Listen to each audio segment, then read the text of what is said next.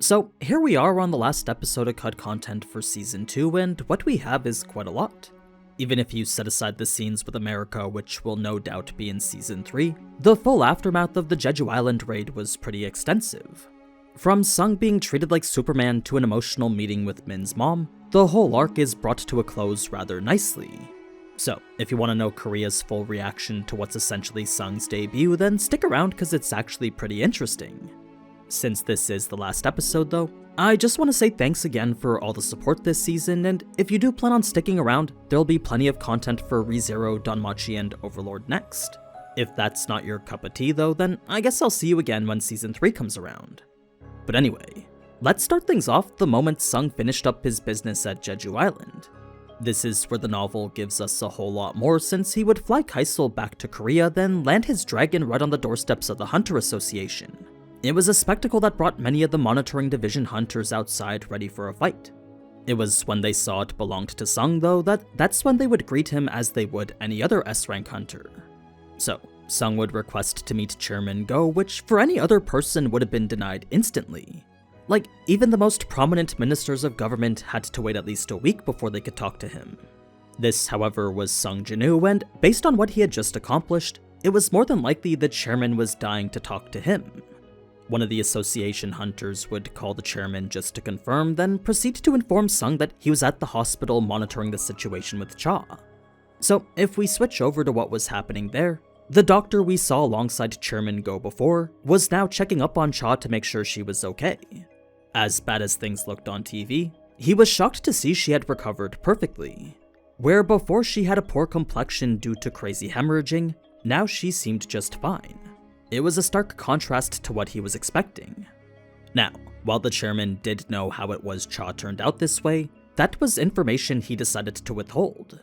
Reason being that Sung's power wasn't something he would willingly spread like that. No, instead he decided to say it was the work of the 2 A-rank healers he had at the helipad. That being the case, so far everyone that knew about the true nature of Sung's abilities also knew to keep it a secret. It was then that the doctor would bring up Sung for a different reason, revealing how his mother was a patient at their hospital. This much the chairman knew already, so he immediately thought the doctor was gonna say she finally succumbed to her eternal sleep disease. What he said instead though was the exact opposite. He would explain to the chairman that Sung's mother actually woke up from it. The chairman's doctor wasn't in the know at first, but when the raid happened and Sung appeared on screen, a lot of the higher-ups who did started bringing it up again. The chairman would then hear about it from him, and that's when he would start piecing together an answer to the question that was plaguing him earlier. You see, it was once he heard this awakening happened only 5 days ago that now the chairman finally understood why Sung refused to participate in the raid. Back when he was watching, he couldn't quite piece it together, but knowing this and the fact his dad went missing in a gate almost a decade ago, it made sense why Sung wouldn't want to leave his mother to participate in the most dangerous raid Korea's faced ever. It was 2 massive reasons the chairman couldn't help but feel careless for not recognizing sooner. In fact, it actually made him appreciate what Sung did for them even more now. He had shown once again just how rare of a person he was. It was then that an association employee would inform the chairman about Min's mother, specifically how they couldn't get into contact with her. It was an expected response considering how she'd learned of her son's death through the TV. Not only that, but she had also called the association herself to confirm whether it was true or not. So, Min's mother was already well aware of her son's tragic fate, and she was now prepping for a funeral that wouldn't even have his body. If you remember from what I said last video, I know the anime shows the S-ranks extracting with it, but in the novel they couldn't since it was too dangerous. Min's body was still at the island lost in the ant tunnels. It's for this reason the chairman decided to go see her in person, but not before meeting with Sung first. Normally Min's mom would have been the priority, but when a person like Sung says he's trying to get in contact, the chairman knew he better make the arrangements. Now, for Sung, who was waiting for the chairman's arrival, he was being treated far differently from the last time he was here. Where before the employees didn't really know him, now they were treating him like royalty. Even the chairman himself expressed more consideration than usual because at the moment Sung was the person who deserved respect the most. So, first the chairman would inform Sung he knew what happened in the tunnel, followed by a statement saying he knew how he got there too. Only the former point was accurate though, since for the latter, Chairman Go assumed it was explained via Kaisel. After seeing Sung arrive on the back of Kaisel here, the chairman just assumed that's how he got to Jeju there. Sung saw no need to reveal yet another part of his ability, so rather than correct the chairman for being mistaken, he simply nodded his head since that to him would make flying around on Kaisel a whole lot easier. Now the people would know the dragon flying in the sky belonged to him. As for why Sung wanted to talk to the chairman himself, well, that was to simply inform him that every ant on the island was dead now. He was essentially giving the chairman the green light to proceed with whatever operations came next. This was news the chairman was only shocked by for a little bit, since when he remembered how Sung had hundreds of summons to fight for him, the thought of clearing the island didn't seem so impossible anymore. He figured them combing the island would result in its extermination a lot faster than anticipated. So, this is how the chairman knew he could send a team in, and that's how he managed to retrieve Min's body for the funeral. Before, the loss of Min's body was a tragedy that weighed heavily on him, but now that he knew Min's body was salvageable, words couldn't describe how grateful he was. This brings us now to what I would have considered an iconic scene, since it really hammers home the impact Sung had on the country. You see, it was after the meeting that the chairman would offer Sung a ride home with one of the association cars. To Sung, this was just another typical display of gratitude, but what the chairman intended for it was something far greater. I mean, he was well aware Sung could easily fly home on Kaisel or even run there faster, but in the process that would ignore one of the most important aspects of being a top-ranked hunter. It would ignore the people who've come to adore him. What people might I be talking about? Well, before Sung had arrived, barely anyone was at the association, but in the time it took for them to finish their conversation, a huge crowd had gathered, leaving no openings at all. Every single person had come solely for him. It wasn't just reporters or members of the press either, but also regular people too, all wanting to glimpse the person who saved their country. There was one single headline which suggested the shadowy dragon at the association was Sung's, and that was all it took for the news of his location to spread like wildfire. It was enough of a rumor to bring droves of people wanting to see whether what the article supposed was true or not. It was when Sung saw just how many people were there for him that all sorts of emotions welled up inside him. It was the first time he'd experienced anything like this. And though Sung didn't fully understand it at the moment, the chairman helped him by explaining how this was what their country was looking for. You see, as the only country on Earth to lose part of their land to monsters, what Korea needed now more than ever was a victory. For 2 years, their people had been enduring endless humiliation from across the globe. Combine that with the fact Jeju Island wasn't raidable without the help of others, and what you get is a population filled with doubt in their own country's capabilities. Now, they weren't necessarily wrong for thinking that, but that perception did a complete 180 when Sung showed up. With the mighty Japanese retreating and their own hunters on the brink of losing, Sung swooped in to dissuade the country's feelings of powerlessness. He alone poured courage back into those who were watching. So, in a way, he was exactly what the country was looking for when they needed it. He was a hero that those lucky enough to witness on TV now wanted to see in person.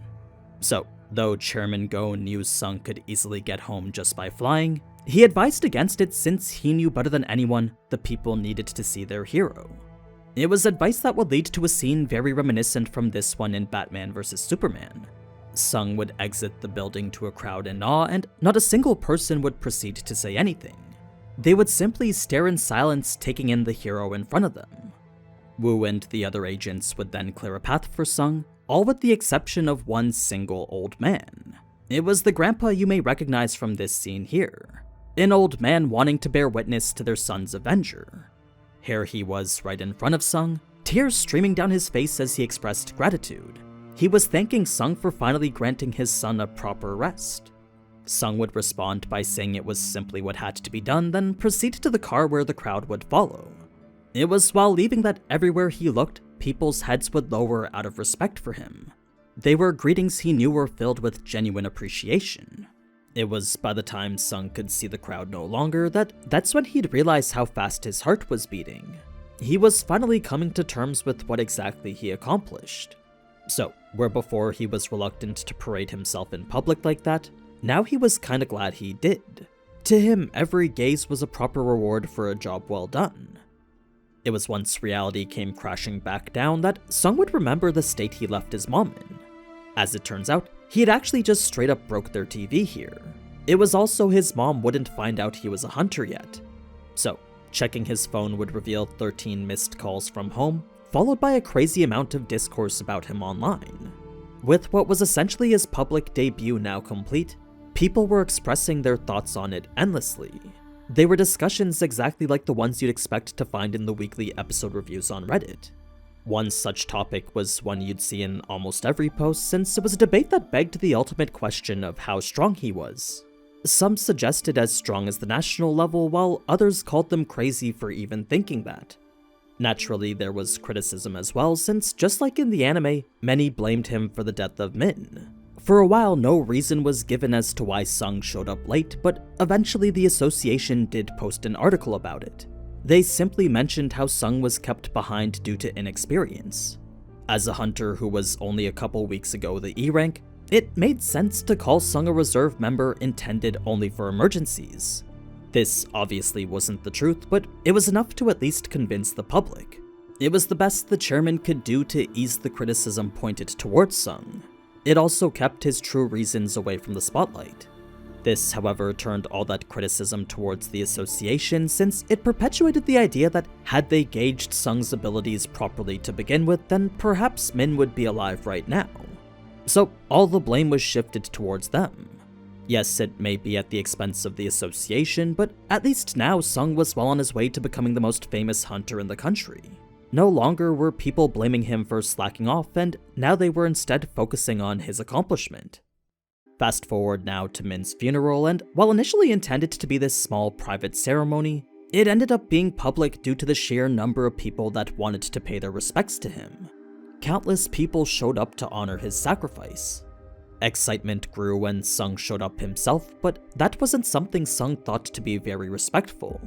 Normally, he wouldn't care that people were looking or talking about him, but now was neither the time nor place for it. So, in order to bring things back to the solemn way it was, Sung would unleash the most minuscule portion of magical energy he could. It was an amount so tiny you couldn't even consider it a portion, but it was still more than enough to bring that mood back. Anyone yapping was now silent again. It was then that Min's mother would approach Sung herself, not to scold him like how everyone thought, but rather to thank him in person for what he did for her. You see, as the one who personally invited him to be here, she wanted to express her gratitude in person. Reason being that it was all because of Sung that Min's body could return back home to her. Had Sung not cleared the island as fast as he did, then there was a chance Min's body may have never been recovered. So, though Sung's reasons for killing the ants may not have been entirely that, ensuring Min could make it home was at least part of it. He didn't like the idea of his corpse rotting away forgotten in the darkness of the ant tunnels. This was a service Min's mother would be eternally grateful for, since with his help she was able to see her son one last time. Now, it was by the time she was done saying what she wanted to say that now she would be shedding tears all over again. It was an emotional sight that would remind Sung of his own mom. He would envision her face overlapping with Min's mom's, leading to a lump in his throat that would choke him up a bit. The expressions and emotions she was displaying now were far too similar to the ones his own mom had when their dad went missing. But just like how his dad sacrificed his life to save numerous people, so did Min to save his fellow hunters. So while his fate was definitely tragic, it was helpful to know Min's sacrifice wasn't in vain. Now, if you're wondering what the final numbers for the raid were, there were 4,801 hunters called to arms, along with 727 awakened civilians who volunteered alongside them. 64 of them ended up dying, while 32 civilians were lost in the aftermath. So, while this was certainly a pretty high number, it was actually the least amount of casualties out of all the raids. Let's wrap things up with Sung finally back at home, where we find out the discussion with his mom went well.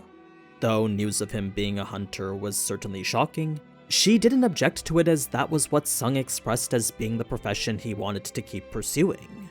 Yes, she was worried given what happened to their dad, but so long as Sung didn't push himself too hard, then she was okay with it.